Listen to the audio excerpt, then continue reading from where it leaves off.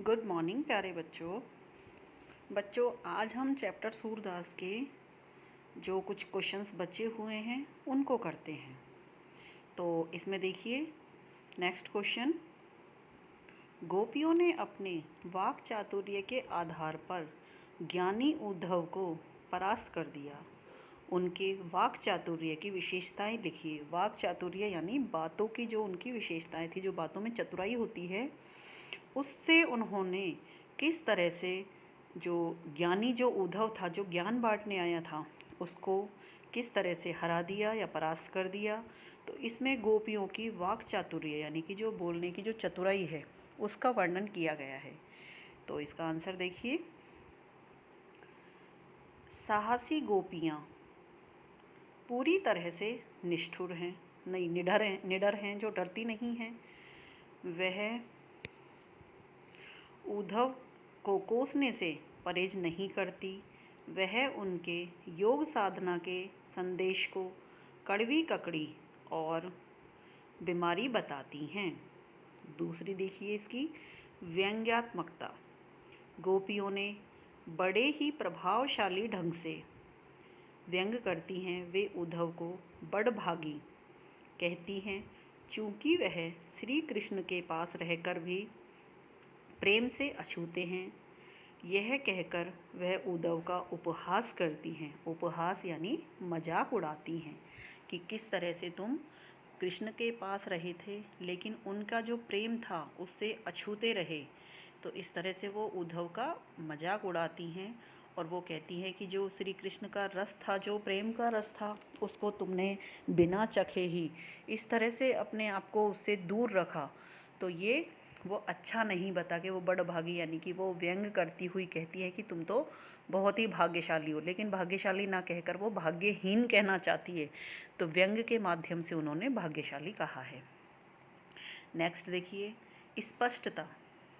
वे स्पष्ट शब्दों में उद्धव को बताती हैं कि वे कृष्ण के प्रेम में पूरी तरह से लीन हैं, इसलिए उनके योग संदेश का उन पर कुछ भी असर नहीं पड़ने वाला।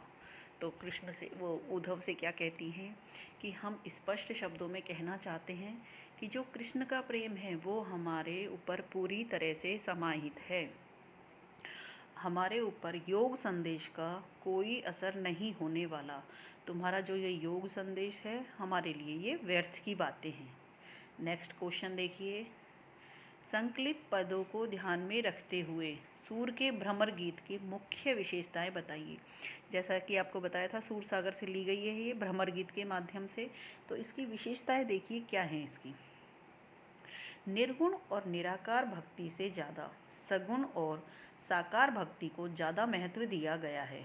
क्या कहा है यहाँ? निर्गुण और निराकार भक्ति से ज़्यादा सगुण, यानी कि जो निर्गुण तो होते हैं जो ईश्वर में विश्वास नहीं करते, आत्मा परमात्मा को एक मानते हैं, और सगुण भक्ति होती है जो मूर्ति पूजा ईश्वर में विश्वास करते हैं। तो इसमें सगुण और साकार भक्ति को ज़्यादा महत्व दिया गया है। योग साधना का महत्व प्रेम की एक निष्ठता के सामने कम है। योग साधना जो वो उद्धव लेके आया था, योग साधना और ब्रह्म ज्ञान की बातें, उसको यहाँ प्रेम से कम आंका गया है। प्रेम की एक निष्ठता ज़्यादा उसने उचित मानी है, ज़्यादा सही मानी है। तो ये इसका दूसरा उदाहरण, वो हो गई विशेषता। नेक्स्ट देखिए, गोपियाँ विरह वेदना झेल रही हैं। अब इसमें क्या था कि क्या विशेषता थी इसमें? गोपियाँ उनकी विरह वेदना, विरह यानी कि बिछुड़ने की जो दर्द है उसको झेल रही हैं। गोपियों ने सरलता, मार्मिकता, उपालंब, व्यंग्यात्मकता, तर्क शक्ति आदि के द्वारा उद्धव के ज्ञान योग को तुच्छ सिद्ध किया है। किस किस से? सरलता, मार्मिकता, उपालंब, व्यंग्यात्मकता और तर्क शक्ति के आदि के द्वारा उद्धव के ज्ञान को तुच्छ सिद्ध किया है। इस तरह से उन्होंने उद्धव को ज़्यादा महत्व न देते हुए और अपने प्रेम को ज़्यादा महत्व दिया है। नेक्स्ट देखिए, गोपियों ने खुद को हारिल पक्षी व श्री कृष्ण को लकड़ी की भांति बताकर अनन्य प्रेम का परिचय दिया है। नेक्स्ट, अनुप्रास, उपमा, दृष्टांत, रूपक, व्यक्तिरेख, विभावना और अतिशयोक्ति आदि अनेक अलंकारों का सुंदर प्रयोग किया है। देखिए, अनुप्रास में होता है वर्ण की आवृत्ति, उपमा में होता है कि एक ही शब्द के कई कई अर्थ निकले, और अतिशयोक्ति में होता है बढ़ा चढ़ा कर कहना किसी बात को। तो इस तरह से यहाँ अलंकारों का सुंदर प्रयोग हुआ है। शुद्ध साहित्यिक ब्रज भाषा का प्रयोग हुआ है। इसमें भी संगीतात्मकता का गुण सहज ही दृष्टिगत होता है। तो इस तरह से ये भ्रमर गीत की विशेषताएं थी कि किस तरह से गोपियों ने श्री कृष्ण के प्रेम को श्रेष्ठ माना है और उद्धव के योग संदेश को व्यर्थ माना है। नेक्स्ट क्वेश्चन देखिए। गोपियों ने उद्धव के सामने तरह तरह के तर्क दिए हैं, आप अपनी कल्पना से और तर्क दीजिए। तो ये क्वेश्चन आपको स्वयं करना था कि अपनी कल्पना से। तो देखिए इसमें क्या तर्क हैं। प्रेम कर विरह की वेदना के साथ योग साधना की शिक्षा देना कहाँ का न्याय है, पहला हो गया ये। दूसरा देखिए, अपनी बात पूरी न कर पाने वाले कृष्ण एक धोखेबाज हैं। नेक्स्ट, कृष्ण ने अपने अनन्य प्रेम करने वाले सर्गों को योग साधना का पाठ क्यों नहीं पढ़ाते। तो इस तरह से इन्होंने कृष्ण पर व्यंग्य कसा है, या कृष्ण की जो कल्पना की है कि वो किस तरह से कृष्ण की मतलब गोपियों के प्रेम को श्रेष्ठ माना है। नेक्स्ट देखिए, उद्धव ज्ञानी थे, नीति की बातें जानते थे। गोपियों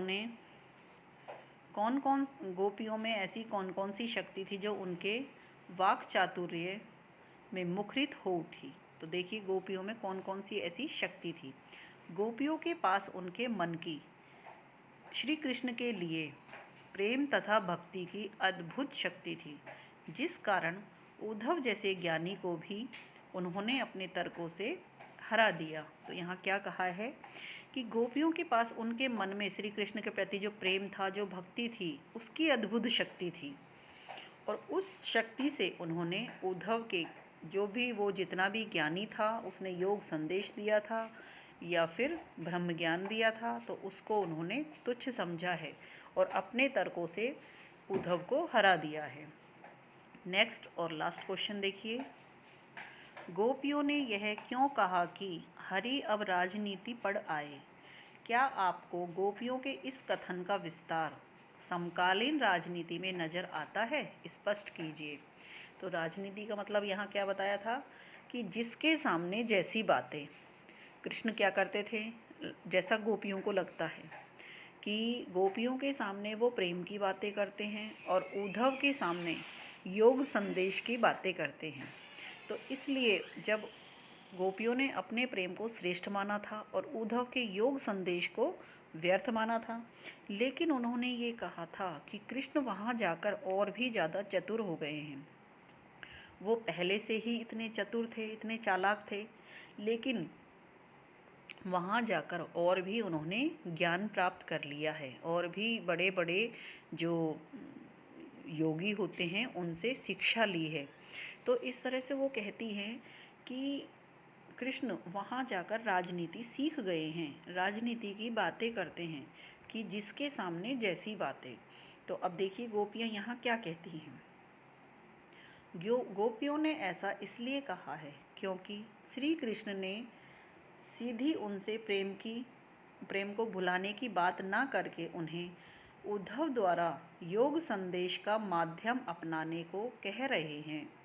तो यहाँ गोपियाँ क्या कह रही हैं कि हमसे उन्होंने सीधा ना कहकर उद्धव को भेजा है और उसके माध्यम से योग संदेश को भेजा है ताकि हम उसको अपना सकें।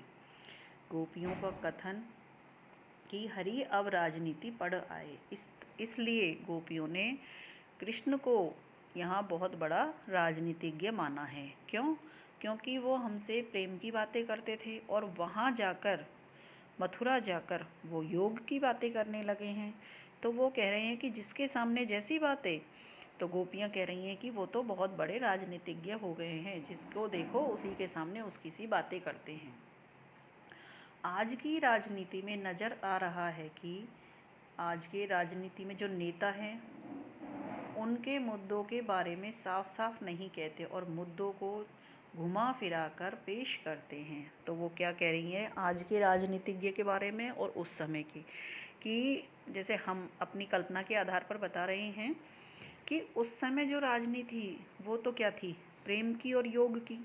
और आज की जो राजनीति है उसमें जो राजनेताएं हैं वो पब्लिक से जो बातें करते हैं सामान्य बातें ना करके घुमा फिरा कर पेश करते हैं। जैसे किसी का काम करना है तो उसको मना नहीं करेंगे लेकिन उसको करेंगे भी नहीं। तो इस तरह से वो कह रहे हैं कि जो पहले थे, जैसे पहले कृष्ण भगवान ने किया था कि प्रेम को उन्होंने जैसे गोपियों से पीछा छुड़ाने के लिए उद्धव को भेजा था, जैसा गोपियाँ मानती हैं। तो उन्होंने कहा है कि उस समय कृष्ण ने सीधा ना कहकर उद्धव के माध्यम से कहा है, उसी जैसे आज के राजनेता करते हैं उसी तरह से कृष्ण ने भी किया था कि प्रेम से पीछा छुड़ाने के लिए उन्होंने योग संदेश के माध्यम से उद्धव को भेजा ताकि वो हमसे पीछा छुड़ा सके।